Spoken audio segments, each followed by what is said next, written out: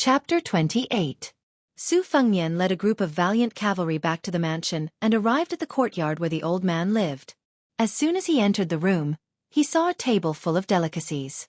It was obvious that he was a man who would not be happy without meat and wine. The old man's figure was like a small mountain. Even though he was sitting, his aura was astonishing. Moreover, he had 2 chains and 2 knives. The servants hid in the courtyard and did not dare to approach him. When the old man saw Su Fengnian, he immediately asked, "Kid, did 9th brother Huang go to the martial emperor city to fight old immortal Wang?" Su Fengnian nodded with a lonely expression. He sat on the stool opposite old Kuei, whose hair was as white as snow, and said nothing. The old warrior laughed. "Kid, I didn't expect you to be a nostalgic master. In this aspect, you are much kinder than your father. Su Xiao, that butcher, not only is full of tricks, he is also sanctimonious. We can share trials and tribulations together, but if you want to share riches and honor together, then you are pulling your mother's eggs. Hey, kid, are you angry? With your mediocre skills, you want to fight with me?" Without 9th brother Huang, the Northern Liang mansion will only be able to fight grandfather if they call out the remaining experts who are hiding in the shadows. Su Fengnian curled his lips and muttered, "Now that old Huang is gone, you dare to call yourself the king of the mountain when there are no tigers." The old man's ears were sharp, but he was not angry. He said calmly, "If you can't beat him, then you can't beat him. There is nothing to be ashamed of." 9th brother Huang's swordsmanship is almost on par with Dong Tai, who likes to play tricks with a peach blossom branch. There are so many people who learn swordsmanship in the world. Even the Wu family's sword tomb has not produced a swordsman who can fight old immortal Wang in the past 30 years. I accept my defeat wholeheartedly. Since I was born, other than Dong Tai who can fight old immortal Wang to a draw, only 9th brother Huang is slightly inferior to him. In the whole world, the number of people who use swords can be counted with 2 hands. The old man's words made Su Fengnian have a good impression of him. He felt that the old man was indeed an expert. How could ordinary people have such breadth of mind? No wonder there were only a handful of experts in the world.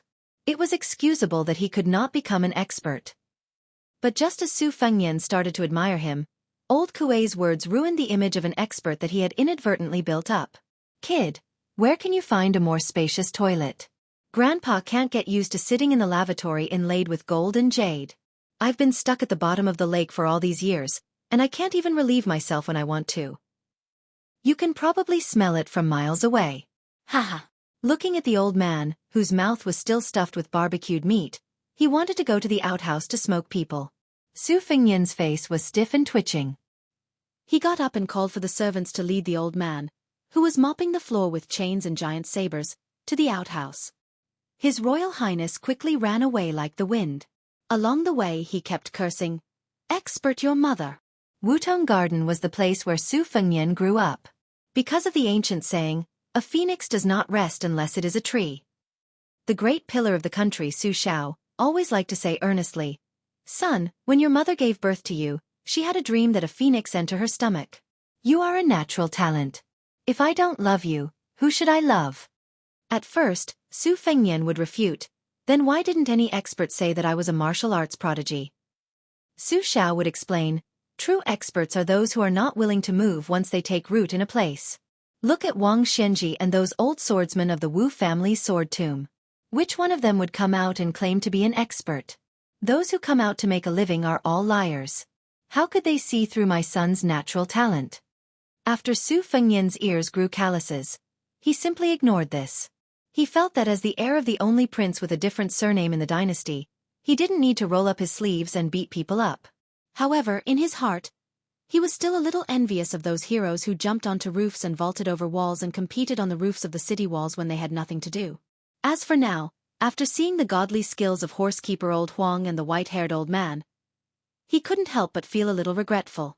He had heard that in the Jianghu, there were only a handful of immortal couples. The man's skill was unparalleled, and the woman's martial arts were unparalleled. When had he ever heard of the man being handsome and the woman having unparalleled martial arts? When Su Fengnian entered Wutong Garden, his gloomy mood lightened. A maidservant named Blue Bird came up to greet him. Her delicate arm was embroidered with precious shoe embroidery, and the 6-year phoenix spear falcon was perched on it. When she saw His Royal Highness, she smiled sweetly and said, Young master, Sweet Potato has already warmed the bed. Green Ant is lying on the chessboard, waiting for young master to play with her. Su Fengnian stretched out a finger to tease the spear falcon. He smiled as he entered the room. Outside the room, 2 beautiful maidservants had already taken off his outer robe for him. There were a total of more than 20 maidservants in Wutong Garden. The maidservants originally had elegant names like Red Musk or Brother Parrot. However, after His Royal Highness returned from his travels, other than Blue Bird, who was a little luckier, most of the others had their names changed. Even the maidservant Red Musk, who had always been favored by His Royal Highness because of her delicate fragrance, was not spared. Her name was changed to the unbearably vulgar Sweet Potato. There were others who were even more unlucky. For example, Bygone, who had the same name as Liquor. The most unlucky one was a maidservant who had received the name Cucumber, because she liked yellow clothes. After entering the inner room, Su Fengnian jumped onto the bed and burrowed into the blankets. He hugged a beautiful woman in her prime. The entire blanket was filled with fragrance. After a few more days, it would be even more magical. As long as the girl in his arms walked out of the door, she would attract bees and butterflies. She was the eldest maidservant Sweet Potato. As for the maidservant who was good at Go, she was called Lu Yi. She was known as the female national chess player of Bailiang Palace. Some of the officials who were good at chess would have a headache when they met her. Usually, there were 17 Go boards. Changing 17 to 19 was another great feat of Su Fengnian's second sister. It had caused a huge uproar in the dynasty. In the end, she was first accepted by Shangyin Academy and became the mainstream of famous scholars. Su Fengnian played a game with Lu Yi. He was absent-minded and naturally lost badly. Actually, he wasn't bad at chess. Even his master Li Yishan had commented that his vision was excellent, but he was reluctant to lay out the details, and his strength was lacking. Although this didn't sound like a compliment, it was a great honor to hear it coming from Li Yishan's mouth. Of course, Su Fengnian could not be considered a Go master. The true national chess player was Su Fengnian's second sister, Su Weisheng. She was a valiant figure who made the so-called famous scholar Mu Yehu feel ashamed of his inferiority. Su Fengnian pushed away the game that had already ended and lay on the bed. He let the head maidservant, Sweet Potato, rub his temples. The second maidservant, Lu Yi, saw that her master was not in a good mood and did not dare to disturb him. Su Fengnian stood up and said, "All of you leave first. Without my permission, no one is allowed to enter. Not even Su Xiao." Sweet Potato was born with a voluptuous body and fair skin. Coupled with her innate body fragrance and elegant mannerisms, she didn't deliberately compete for attention. Instead, she was the most favored one. When she got off the bed, Su Fengnian smiled and patted her buttocks. She blushed and looked back with a charming smile.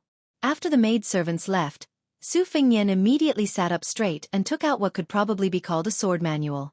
This was old Huang's life's work. Even if Su Fengnian had no interest in martial arts, he had to treat it seriously.